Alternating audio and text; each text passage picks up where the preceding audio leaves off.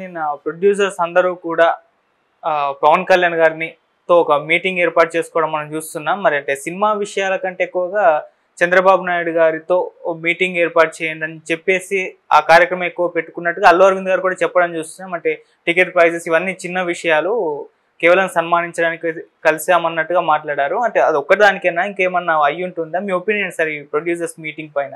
అంటే ఆంధ్రప్రదేశ్లో సినిమా పరిశ్రమ అభివృద్ధి అనేది 2014 నుంచి నలుగుతున్నటువంటి చర్చే. అవును. గతంలో అంటే రాష్ట్ర విభజన జరిగినప్పుడు తొలి రోజుల్లో ఈ ప్రమోషనల్ ఈవెంట్స్ తెలంగాణలోను ఆంధ్రాలోను కూడా నిర్వహించాలి అనుకుని వాంటెడ్గా చేసేవాళ్ళు. ఇక్కడ ప్రీ రిలీజ్ ఈవెంట్ చేస్తే అక్కడ ఆడియో ఫంక్షన్ చేయటము ఇలాంటివి జరిగేవి. ముఖ్యంగా తెలుగుదేశం పార్టీతో కొంచెం ఎక్కువ అసోసియేషన్ ఉన్నటువంటి నిర్మాతలు, దర్శకులు, నటులు అక్కడ కూడా ఈవెంట్ చేయటానికి ఉత్సాహం చూపించేవారు. ఈ క్రమం ఒకటి బ్రేక్ అయింది. ఇప్పుడు ఈవెంట్స్ అనేది కూడా తగ్గింది. మనం కల్కికి చూస్తే వాళ్ళు వేరే పద్ధతిలో ప్రచారాన్ని వ్యూహాత్మకంగా చేశారు. పాత విజయబాపినీడు గారి స్టైల్ని ఫాలో అవుతూ ఆయన కూడా ఆ సినిమా గురించి ఎక్కడా ఏమీ మాట్లాడటం లేదేమిటి అనేదే ఒక చర్చగా మార్చి సినిమాని ప్రమోట్ చేయటం అనేది ఒక వ్యూహంగా చేసేవాడు. గ్యాంగ్ లీడరు ఈ సినిమాలన్నిటికీ అదే ప్రమోషనల్ యాక్టివిటీ. సినిమా సక్సెస్ని చాలా గ్రాండ్గా జరిపేవాడు, కానీ ప్రచారాన్ని విభిన్నంగా వెళ్ళేవాడు. ఆయన ప్రచార వ్యూహకర్త అనే ఒక టైటిల్ ఉండేది. ఆయన నెగిటివ్ పబ్లిసిటీ కూడా చేసేవాడు సినిమాలకు. కొన్నిసార్లు ఆయన వ్యూహాలు వికటించిన సందర్భాలు కూడా ఉన్నాయి. అయినప్పటికీ ప్రతి సినిమాని వెరైటీగా ప్రమోట్ చేయటం అనేది బాపినేడి స్టైల్. దాదాపుగా వీళ్ళు కూడా అలాంటి వ్యూహాలు అనుసరించారు. అశ్విని దత్ గారు కూడా అది మనం చూసాం. ఈ ప్రాసెస్లో వాళ్ళు ఈవెంట్స్ని పెద్దగా నిర్వహించలేదు. బాంబేలో ఒక ఈవెంట్, ఇక్కడ ఒక ఈవెంట్ చేశారు తప్ప బీభత్సమైనటువంటి ఈవెంట్స్ ఇప్పుడు తిరుపతిలో ఆది పురుషుడు చేసినట్టుగా అలాంటి కార్యక్రమాలు ఏమి వీళ్ళు భుజానికి ఎత్తుకోవాలి. ఇది ఒక వెర్షన్. అయితే ఇండస్ట్రీ మొదటి నుంచి కూడా ఏపీలో నుంచి డబ్బులు తీసుకొచ్చి తెలంగాణలో ఖర్చు పెడుతున్నారు అనేటువంటి వాదన టీడీపీ టైంలో లేదు, కానీ జగన్మోహన్ రెడ్డి టైంలో బలంగా వినిపించింది. ఉచితంగా షూట్ చేసుకోమని కూడా ఆఫర్ చంద్రబాబు ఇచ్చాడు, జగన్మోహన్ రెడ్డి దాన్ని కొనసాగించాడు. షూటింగ్ లొకేషన్స్ కోసం మీరు విడిగా డబ్బులేం కట్టక్కర్లేదు, ఉచితంగా మీరు ఎక్కడైనా షూట్ చేసుకోండి, కాకపోతే యాక్టివిటీ జరుగుతోంది అనే విషయాన్ని లోకల్ అథారిటీస్కి తెలియజేసి చేసుకోండి విత్ పర్మిషన్ అన్నాడు. అంతవరకు. అంటే భద్రతాపరమైనటువంటి వ్యవహారాలు, ఇతరత్ర వ్యవహారాలు చూసుకోవటం కోసం పర్మిషన్ తీసుకోండి తప్ప దీనిలో పేమెంట్ ఏమి ఇన్వాల్వ్ అయ్యి లేదు అనే విషయాన్ని స్పష్టం చేశాడు ఆయన. సరే, అది మొదటి నుంచి ఉంది ఆ కల్చరు. షూట్ చేస్తే డబ్బులు తీసుకోవటం మానేసి అసలు ఎదురు కట్నం ఇచ్చిన రోజులు కూడా ఉన్నాయి, సబ్సిడీలు ఇచ్చిన రోజులు ఉన్నాయి. చేసేవాళ్ళు మన వాళ్ళు అందరూ అక్కడే షూట్లు చేసేవాళ్ళు. అయితే ఇప్పుడు పరిస్థితి ఏంటంటే, ఇప్పుడు డిమాండ్ ఏంటంటే ఒక ప్రతిపాదన, ఏపీలో కూడా సినిమా పరిశ్రమ అభివృద్ధి చెందాలి, అక్కడ కూడా స్టూడియోలు రావాలి, అక్కడ కూడా యాక్టివిటీ రావాలి, అక్కడ కూడా సినిమా నిర్మాణం ఊపందుకోవాలి, దానికోసం ఏం చేయాలి అనేది ఒక ప్రోగ్రామ్.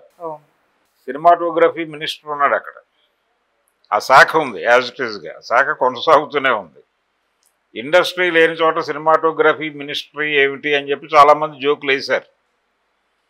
అయితే తెలుగే కదా, అక్కడ తెలుగే, ఇక్కడ తెలుగే, తెలంగాణలోనూ తెలుగే, ఆంధ్రాలోనూ తెలుగే, అక్కడ షూట్లు జరుగుతున్నాయి, దానిలో పెద్ద ఇబ్బంది ఉంది, ఒక సెంటర్గా ఉంది కదా, డెవలప్ అయిపోయి ఉంది హైదరాబాద్ అని మాట్లాడుతున్నారు. కానీ ఏపీలో కూడా స్టూడియో నిర్మాణాలు జరగాలి అనేటువంటిది ఒక అభిప్రాయం కొంతమందిలో ఉంది. ఆ అభిప్రాయం మేరకు అక్కడ కూడా ఒక ఫిలిం నగర్ లాంటిది కోరుకుంటున్నారు. అంటే నివాసం ఉండటానికి, కేంద్రీకరించి యాక్టివిటీ నడపటానికి సంబంధించి కొంత ఒక ఇన్ఫ్రాస్ట్రక్చర్ కోరుకుంటున్నారు. ఆ ఇన్ఫ్రాస్ట్రక్చర్ ఇవ్వటానికి గత ప్రభుత్వం పెద్దగా ఉత్సాహం చూపలేదు. టికెట్ల రేట్లకి పరిమితం అయిపోయింది ఆ గొడవ అంతా. ఇప్పుడు టికెట్ల రేట్లు కాదు అనే విషయం చెప్పాడు ఆయన స్పష్టంగా. చెప్పారు అంటే ఇతర కార్యక్రమాలు ఉన్నాయి, థియేటర్లు కావచ్చు, అలాగే సింగిల్ స్క్రీన్స్, వాటి నిర్వహణ ఇబ్బందికరంగా మారుతున్నటువంటి పరిస్థితులు, వాటిని ఎట్లా స్ట్రెంగ్థెన్ చేయాలి, ఎలా నిలబెట్టాలి, ట్యాక్సేషన్కి సంబంధించిన సమస్యలు, ఇవన్నీ మాట్లాడతారు. కేవలం టికెట్ల వ్యవహారమే కాదు, ఇంకా అనేక ఇష్యూస్ ఉన్నాయి గవర్నమెంట్తో తేల్చుకోవాల్సినవి. వాటిలో ఒకటి ఈ ప్రభుత్వం వైపు నుంచి సినిమాలకు ఇచ్చే పురస్కారాల గొడవ కూడా ఒకటి ఉంది.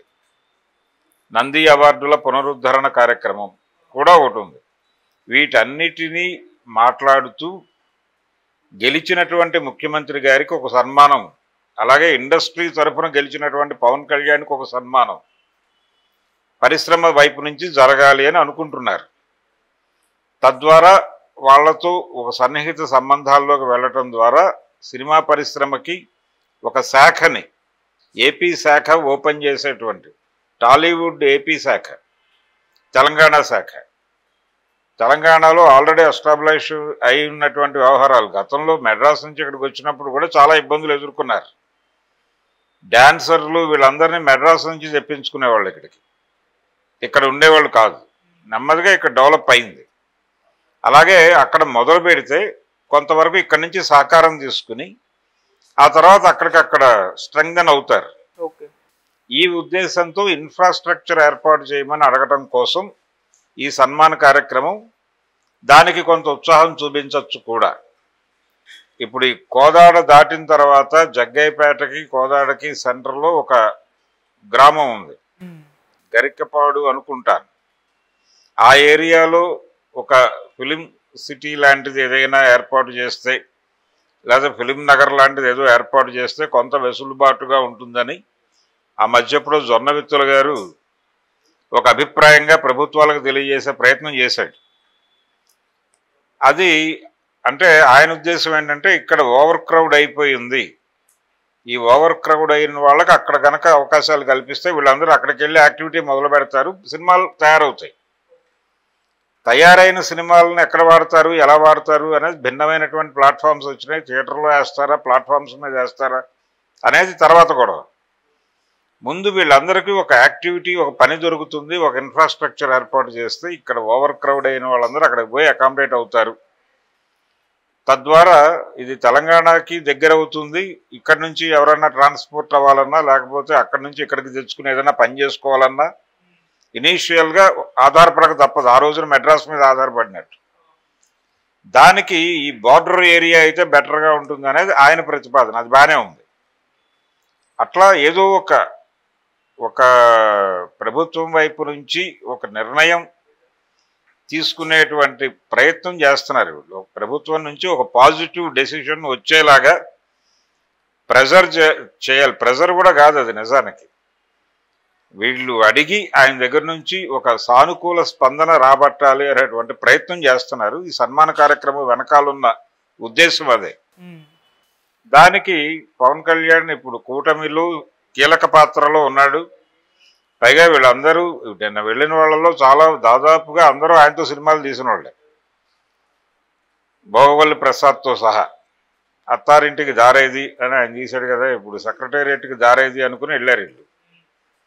ఆ పద్ధతిలో అందరూ వారి వారి కోరికలు, వారి వారి అభిప్రాయాలు ఇవన్నీ కూడా ఆయనతో చెప్పారు. ఆయన సీరియస్గా ఈ ఇష్యూస్ అన్ని తన భుజాన వేసుకునేటువంటి ప్రయత్నం డెఫినెట్గా చేయడు.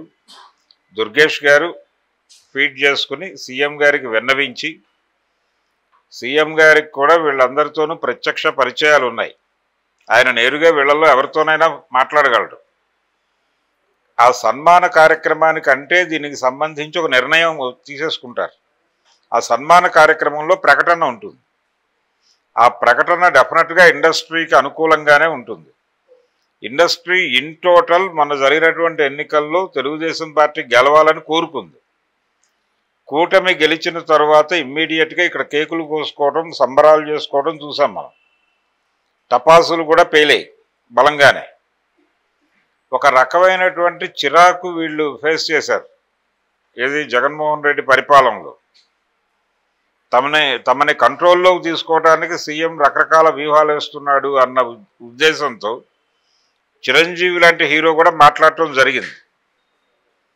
ఆయన వాల్తేరు వీరయ్య 200వ రోజు ఫంక్షన్లో మాట్లాడిన మాటలు ప్రభుత్వాన్ని సూటిగా, పర్టికులర్గా జగన్మోహన్ రెడ్డి ప్రభుత్వాన్ని, అంబటి రాంబాబుని టార్గెట్ చేస్తూ మాట్లాడాడు ఆయన. అంటే ఒక రకమైన చిరాకు ఉంది అతనిలో కూడా అనేది అర్థమైంది. ఈ చిరాకు నుంచి బయటపడిపోయినటువంటి సందర్భంగా వాళ్ళు దీన్ని అకేషన్ని మార్క్ చేస్తూ చంద్రబాబు గారికి ఒక సన్మానం, పవన్ కళ్యాణ్కి ఒక సన్మానం చేసి వాళ్ళిద్దరి ద్వారా ఒక పాజిటివ్ స్టేట్మెంట్ రప్పించి ఇండస్ట్రీని అక్కడికి ఎక్స్పాండ్ చేయాలి అనేది ప్రోగ్రాం. ఈ ఎక్స్పాన్షనల్ ప్రోగ్రామ్ని తెలంగాణ సినిమా వాదులు ఉన్నారు.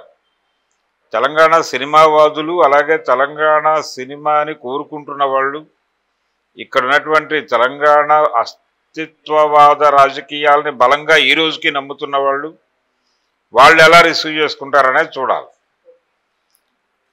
చేసుకుని వాళ్ళు ఆల్టర్నేటివ్ ఆలోచన దిశగా ఏమైనా పెడతారా, దానికి సంబంధించిన ప్రెజర్ ఏమైనా ఉంటుందా అనేది చూడాలి. ఇక్కడ ఉన్నటువంటి ప్రభుత్వం ఎలా స్పందిస్తుంది దానికి, అంటే ఇండస్ట్రీ అక్కడ ఒక శాఖ ఓపెన్ చేయటాన్ని తెలంగాణ ప్రభుత్వం ఎలా చూస్తుంది అనేది కూడా కీలక అంశమే.